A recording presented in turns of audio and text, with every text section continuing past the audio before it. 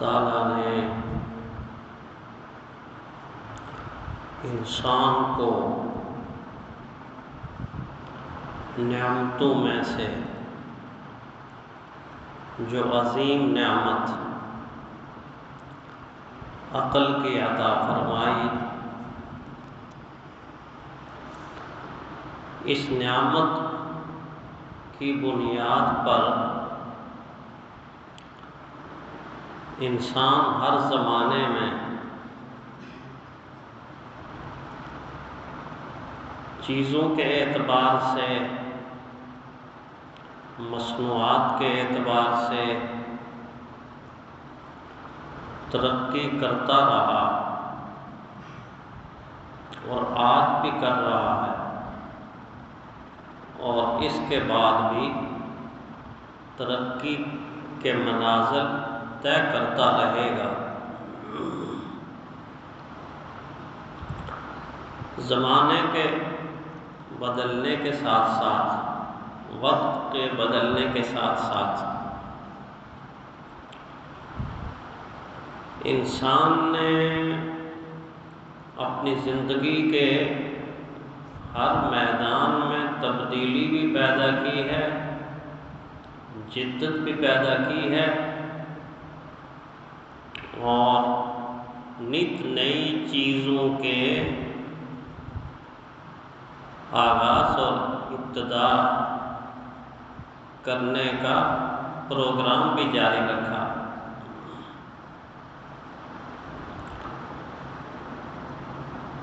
چنانچہ انسان کی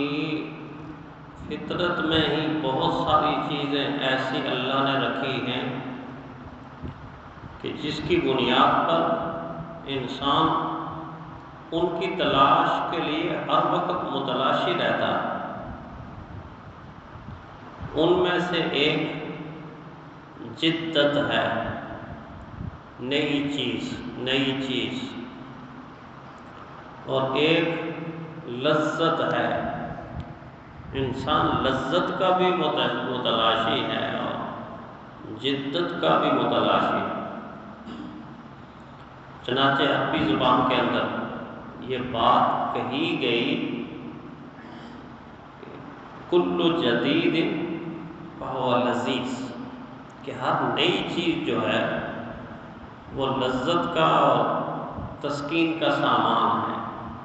ہر آنے والی چیز کو انسان پسند کرتا ہے۔ چنانچہ زندگی کے سفر کے ساتھ ساتھ انسان کی زندگی میں نئی چیزوں کا اضافہ مسلسل ہو رہا ہے، اور اس کی زندہ مثال ہمارے سامنے سائنسی ایجادات ہیں جو روزمرہ کی زندگی میں میری اور آپ کی زندگی کا حصہ بن گئی، میری اور آپ کی زندگی کا حصہ بن گئی۔ ان میں سے ایک چیز جس کو اس وقت کثرت کے ساتھ دنیا استعمال کر رہی ہے، میں اور آپ استعمال کر رہے ہیں، ہمارا معاشرہ استعمال کر رہا ہے، وہ ہماری سواریاں ہیں،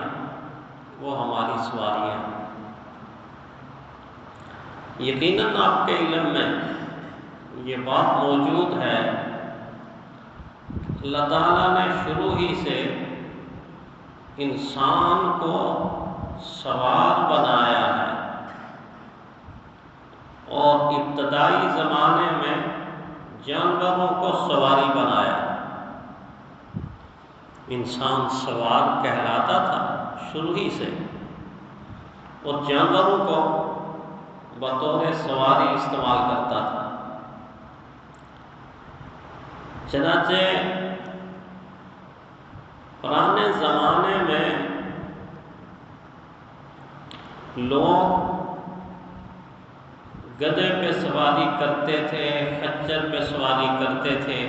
گھوڑے پہ سواری کرتے تھے، اونٹ پہ سواری کرتے تھے، حتیٰ کہ بہت سارے انبیاء میں سے کچھ کا ذکر قرآن حکیم نے فرمایا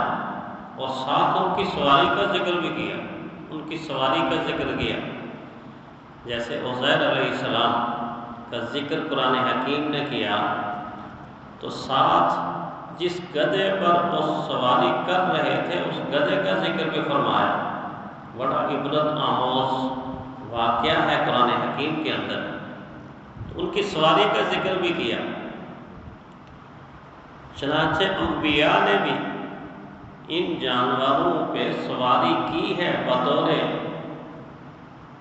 سواری ان جانوروں کو استعمال کیا ہے۔ دور گزرتے گزرتے پھر تاریخ ایسے دور میں داخل ہوئی کہ سواری نے ترقی کی اور جو گدھا سواری کے لیے استعمال ہوتا تھا رہا تو وہی، لیکن پہیا ایجاد ہوا تو گدھے کے پیچھے ہم نے اپنی گاڑی کو باندھ لیا۔ اسی لیے گدھے کی سواری کے بارے میں بعض مرتبہ لوگوں کی ذہانت کو پرکھنے کے لیے یہ سوال کیا جاتا ہے کہ ایسی کون سی سواری ہے جو آدھی تو اللہ تعالیٰ نے بنائی اور آدھی انسان نے بنائی، آدھی اللہ تعالیٰ نے بنائی اور آدھی انسان نے بنائی۔ تو ظاہر ہے اس کا جواب یہی ہے کہ گدھے کی سواری ہے، اونٹ کی سواری ہے، گھوڑے کی سواری ہے، خچر کی سواری ہے۔ یہی وہ جانور ہیں کہ جن کے پیچھے ہم اپنی بنائی ہوئی گاڑی کو منسلک کر دیتے ہیں۔ آگے اللہ تعالیٰ کی گاڑی اور اس کے پیچھے انسان کے ہاتھوں کی بنائی ہوئی سواری، تو وہ نصف نصف ہو گئی۔ اصل بات جو سوچنے کی ہے کہ کیا دین نے ہمیں ان سواریوں کے بارے میں کوئی رہنمائی دی ہے یا نہیں دی، جبکہ ہمارا دین قیامت تک کے لیے ہر زمانے کی رہنمائی کرنے والا دین ہے۔ تو پھر یہ کیسے ہو سکتا ہے کہ شریعت اس معاملے میں مجھے اور آپ کو کوئی رہنمائی نہ دے رہی ہو؟ شریعت نے اتنی تفصیل کے ساتھ رہنمائی دی ہے کہ جس تفصیل کو پڑھنے کے بعد اگر ان سواریوں کو اور جدید جتنی سواریاں ایجاد ہو چکی ہیں جن کو ہم چلا رہے ہیں، جن کو ہم استعمال کر رہے ہیں، اگر شریعت کی تعلیمات کے مطابق ان کو استعمال کیا جائے تو یہ سواریاں میرے اور آپ کی عبادت کے ساتھ ساتھ جنت میں داخلے کا سبب بھی بن سکتی ہے، جنت میں داخلے کا سبب بھی بن سکتی ہے۔ جیسے اگر اسی پرانی سواری کو ہم استعمال کریں، اور عجیب بات یہ ہے کہ کتنی اعلیٰ ترین سواریاں ایجاد ہو گئی ہیں، لیکن جن جانوروں کے نام میں نے لیے ہیں وہ اس وقت بھی سواری کے طور پر استعمال ہو رہے ہیں۔ نئی ایجادات نے ان کا مقام ختم نہیں کیا۔ اب بھی بعض علاقے، کثیر تعداد میں ایسے علاقے ہیں جہاں میری اور آپ کی تیز رفتار گاڑی نہیں جا سکتی، لیکن گدھے کی سواری وہاں بھی جا سکتی۔ پہاڑی علاقوں میں دیکھیں، پتھریلے علاقوں میں دیکھیں، صحراؤں میں دیکھیں، جہاں پر سڑکیں موجود نہیں ہیں، تو بغیر سڑک کے تو نہ میری اور آپ کی بائک چلے گی نہ گاڑی چلے گی، وہاں گدھا چلے گا، خچر چلے گی، گھوڑا چلے گا۔ تو آج بھی اتنی ترقی یافتہ دور کے اندر بھی وہ سواریاں موجود ہیں اور کام کر رہی ہیں، لیکن دین متوجہ کرتا ہے ان سواریوں کے اوپر سوار کو کہ تو سوار ہے، گویا تو شاہ سوار ہے، اپنی حقیقت کو تو پہچان۔ کہیں ایسا کام نہ کرنا کہ کوئی انگلی اٹھا کے کہہ دے کہ گدھے کے اوپر سواری کرنے والا یہ گدھا کدھر جا رہا ہے، یہ گدھا کدھر جا رہا ہے۔ تمہاری حرکتیں اور تمہارا رویہ تجھ کو اس گدھے سے ممتاز کر کے انسان بنائے، وگرنہ اگر حرکتیں تمہاری ایسی ہیں کہ جن کو دیکھ کر یہ کہا جائے کہ وہ تو گدھا ہے لیکن یہ اس سے بھی بڑا گدھا ہے، تو پھر اس سے بڑی نامناسب بات کیا ہوگی؟ دین نے، شریعت نے پابند کیا جانور رکھنے والوں، اس کے چارے کا خیال رکھنا ہے، اس کے پینے کا خیال رکھنا ہے، اس کی صحت کا خیال رکھنا ہے، اس کے اوپر اتنا ہی بوجھ لادنا ہے کہ جتنا یہ برداشت کر سکے، اتنا نہیں لادنا کہ چلتے ہوئے الٹ کر سامان کہیں پڑا ہو اور تیری ریڑھی کہیں پڑی ہوئی ہو اور گدھا کہیں پڑا ہوا ہو اور تو کہیں پڑا ہوا ہو اور ساتھ آنے جانے والے لوگوں کو بھی نقصان ہو۔ شریعت نے ایسا رویہ نہیں، اس سے برعکس رویہ سمجھا، اتنا بوجھ اس پہ لادنا ہے جتنا یہ برداشت کر سکے، اس لیے کہ اللہ تیرے بارے میں یہ کہہ رہا ہے لا یکلف اللہ نفسا الا وسعها، اللہ کسی انسان کو اس کی بساط سے بڑھ کر، طاقت سے بڑھ کر تکلیف نہیں دیتا۔ جب انسان کے بارے میں اللہ یہ کہہ رہا ہے تو انسان کو سمجھا رہا ہے کہ جس چیز کو تو بطور سواری استعمال کر رہا ہے اس کو ایسے استعمال کر کے کل قیامت کے دن تیری شکایت نہ لگائے، اگر شکایت لگا دی تو تیری دوزخ پکی، اور اگر تو اس کو اس طرح استعمال کرتا رہا کہ جس طرح شریعت کی تعلیم ہے تو پھر تیری جنت میں پکی۔ یہی سواری انسان کے جنت میں جانے کا باعث، اگر اس میں ظلم اور ناانصافی کی تو یہی دوزخ میں جانے کا باعث۔ یہ تو میں نے ان سواریوں کے بارے میں جملہ استعمال کیا